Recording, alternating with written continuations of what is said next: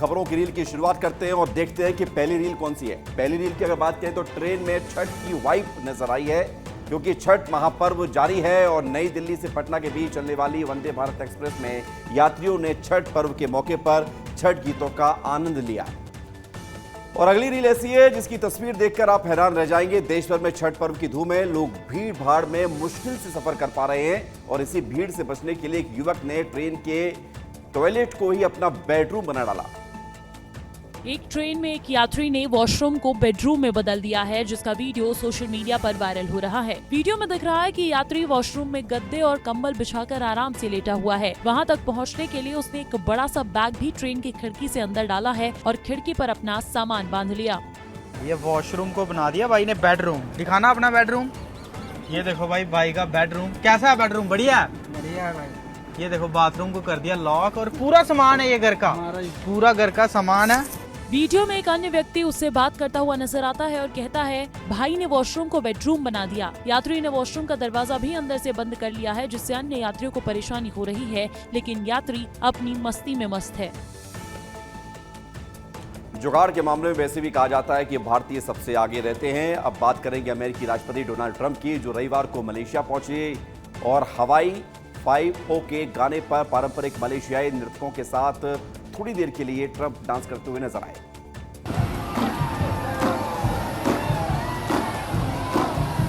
Kuala Lumpur हवाई अड्डे पर उनका स्वागत सैनिक सम्मान और झंडों से हुआ। प्रधानमंत्री अनवर इब्राहिम भी इस दौरान उनके साथ थे। ट्रंप का ये दौरा एशिया के कई देशों की यात्रा का हिस्सा है, जहां वे विभिन्न नेताओं से मिलेंगे। स्वागत में पारंपरिक मलेशियाई डांसर्स ने परफॉर्म किया तो ट्रंप भी थिरकने लगे।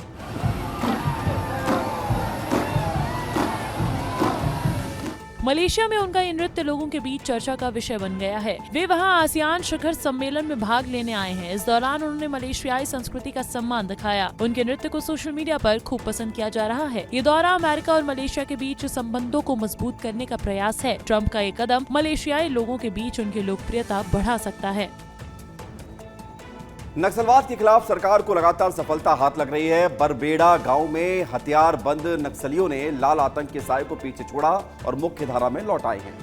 अंतागढ़ के बरबेड़ा गांव से 21 से अधिक नक्सलियों ने आत्मसमर्पण किया है। हाथों में बंदूक थामे ये नक्सली लाल आतंक के साए से दूर एक नए सवेरे की ओर आगे बढ़ रहे हैं। पुलिस इन नक्सलियों को मुख्य धारा में लाने में जुटी थी। नक्सलियों का पुनर्वास अंतागढ़ क्षेत्र के नक्सल मुक्त होने की दिशा में बड़ा कदम माना जा रहा है। हाल ही में 210 नक्सलियों के समूह ने आत्मसमर्पण के बाद अब फिर से बड़ी संख्या में नक्सलियों ने हथियार डाल दिए हैं। विस्तार न्यूज पर ये एक्सक्लूसिव तस्वीरें भी सामने आई हैं, जिसमें नक्सली हथियार को छोड़ मुख्य धारा में लौट रहे हैं। पिछले कुछ महीनों में नारायणपुर और कामतेड़ा क्षेत्र में लगातार नक्सलियों के सरेंडर की संख्या बढ़ रही है।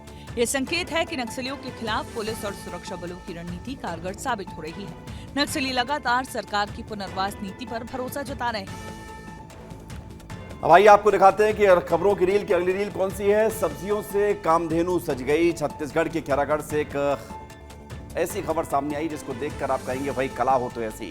श्रद्धा और कला का संगम दिखाई दिया है। दीपोत्सव के अवसर पर मनोहर गौशाला में तैयार हुई 2700 किलो साग सब्जी और सूखे मेवों से बनी कामधेनु रंगोली ने golden book of world records में जगह बना ली है।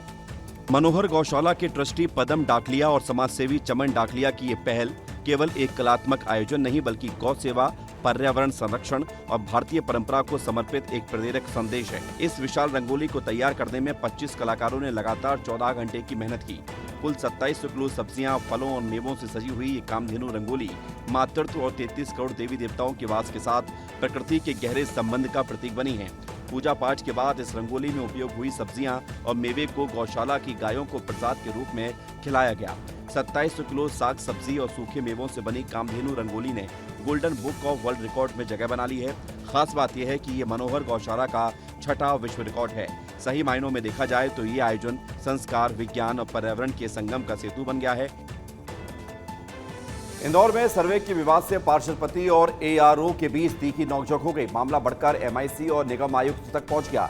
थाने में दोनों जमातों ने एफआईआर कराई, जिसके बाद तनाव जरा बढ़ गया। इंदौर नगर निगम में एक बार फिर खुलकर अधिकारी और जनप्रतिनिधि आमने सामने आ गए हैं। सर्वे के काम से शुरू हुई पार्षद पति और एआरओ के बीच की लड़ाई अब एमआईसी मेंबर और सीधे निगमायुक्त आईएएस दिलीप यादव तक पहुंच गई है। देर रात थाने में निगमायुक्त के खिलाफ बीजेपी पार्षदों और कार्यकर्ताओं ने जमकर नारेबाजी करते हुए मोर्चा खोल दिया। दिलीप यादव मुर्दाबाद मुर्दाबाद मुर्दाबाद दिलीप यादव मुर्दाबाद मुर्दाबाद मुर्दाबाद। दोनों ही पक्ष आमने सामने हैं। ऐसे में इस लड़ाई में आगे और क्या कुछ होगा ये भी देखना दिलचस्प होगा। जिस प्रकार से ये पूरी कार्रवाई हुई थी उस पर ज़रूर मेरी दृष्टि से प्रश्न चिन्ह है। जनप्रतिनिधियों को कॉन्फिडेंस में लेना था। वहाँ के स्थानीय विधायक से इस बारे में पहले बात करनी थी कि हम इस दिन आएंगे। राजधानी रायपुर में राज्योत्सव से पहले छत्तीसगढ़ मैतारी की मूर्ति तोड़े जाने से बवाल मच गया। तेली बांधा चौक पर छत्तीसगढ़ मैतारी की प्रतिमा से तोड़फोड़ की गई, जिसके बाद अब कार्रवाई की बात कही गई है। प्रतिमा किसने तोड़ी इसका अब तक पता नहीं चल पाया है, लेकिन इलाके का माहौल तनावपूर्ण बना हुआ है। जिस मूर्ति को लेकर बवाल मचा हुआ है वो मूर्ति राज्य निर्माण आंदोलन के दौरान सन 1992 में पहली बार सामने आई थी। छत्तीसगढ़ मैतारी को प्रदेश में आस्था का प्रतीक और धन्य धान्य की देवी के रूप में पूजा जाता है। और जिस छत्तीसगढ़ माता की महिमा में ये सब कुछ लिखा गया था, यानी छत्तीसगढ़ मातारी के ऐसी जानकारी आई है कि कुछ शरारती तत्वों ने प्रतिमा पर जो है बलपूर्वक निकालने का, हठ पूर्वक निकालने का प्रयास किया और जिसके कारण प्रतिमा गिर गई है और प्रतिमा खंडित हो गई है। अब वो उसकी अगर हुई है तो उसकी शिकायत हुई होगी, उसमें कार्रवाई निश्चित रूप से होंगे, उसमें किया जाएगा, किसी को बख्शा नहीं जाएगा।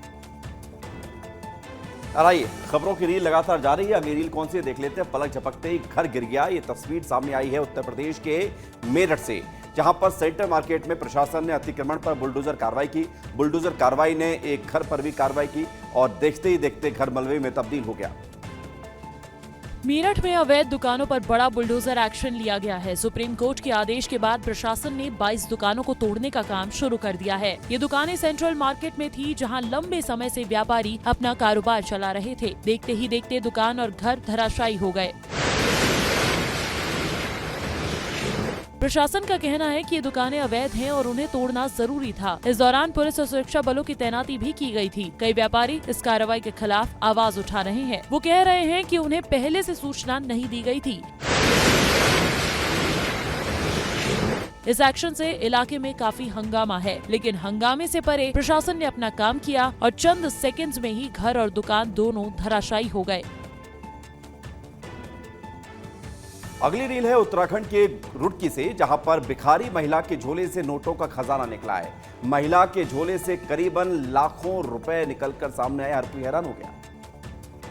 तस्वीरों में दिख रहे सिक्के और नोट किसी अधिकारी के रेड पड़ने के बाद बरामद नहीं हुए हैं, बल्कि एक भिखारी के झोले से निकले हैं। एक भिखारी महिला के झोले से लाखों रुपए के नोट और सिक्के बरामद हुए हैं। ये घटना पूरे इलाके में चर्चा का विषय बन गई है। बताया जा रहा है कि महिला ने ये पैसा कूड़े के ढेर में छिपा रखा था। जब लोगों ने झोला खोला तो अंदर से हजारों रुपए निकले। रकम इतनी ज्यादा थी कि गिनते गिनते लोग थक गए, लेकिन पैसा खत्म होने का नाम नहीं ले रहा था। महिला लंबे समय से सड़कों पर भीख मांगती थी और इसी पैसे को इकट्ठा भी करती थी। इस घटना ने लोगों को हैरान कर दिया है कि एक भिखारी के पास इतना पैसा कैसे हो सकता है। पुलिस को इस मामले की जानकारी दी गई और जांच जारी है। लोग इस घटना को लेकर तरह तरह की बातें कर रहे हैं। हालांकि महिला की हालत के बारे में भी चर्चा की जा रही है कि वो मानसिक रूप से परेशान थी और इसी कारण ऐसा कर रही थी।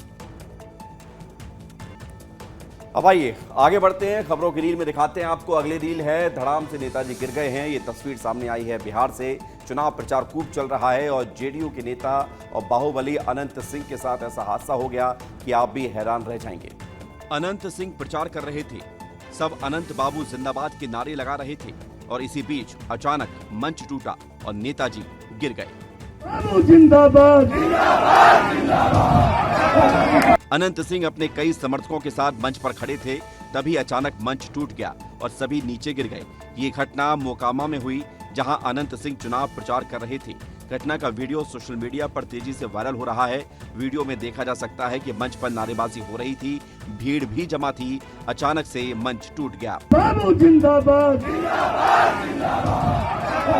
मंच टूटने के बाद अफरा तफरी का माहौल बन गया, लेकिन अनंत सिंह और उनके समर्थक सुरक्षित रहे। चुनाव प्रचार के दौरान ऐसी घटनाएं अक्सर सुर्खियां बटोरती हैं। और सिर्फ बिहार में ही नेता नहीं गिरे, दिल्ली में भी नेता गिरे हैं। और यहां पर बीजेपी विधायक यमुना नदी के किनारे गए थे, पैर फिसल गया और सीधे गिर गए। तस्वीर आप देखिए। दिल्ली के पटपड़गंज में बीजेपी विधायक रविंद्र नेगी आप नेता सौरभ भारद्वाज के यमुना पानी पीने के चैलेंज का जवाब देने के लिए यमुना किनारे पहुंचे थे, जहां पर वो यमुना के पानी की सफाई दिखाने की कोशिश कर रहे थे। लेकिन अचानक तभी उनका पैर फिसला और वो यमुना के पानी में गिर गए। बेवकूफ बनाते हैं लोगों को।